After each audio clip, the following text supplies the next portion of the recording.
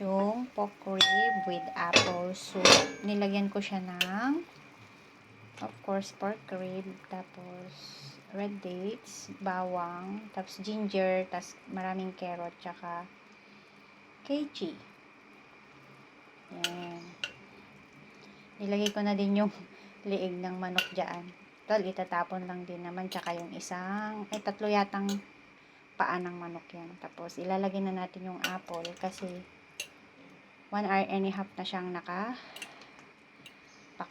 Yan. Ilagay na natin yung apple. Hindi ko binalatan yung apple kasi malulusaw siya. Mas magandang may balat pa siya. Yan. Tapos, pakuluan lang siya na ulit ng 1 hour. Eh, bakit meron na siyang meat doon? Limit. Yan. Then, okay na. Pakuluan lang din siya ulit ng 1 hour. Tapos, papatayin ko na ito yung power. Yan. Soup for today.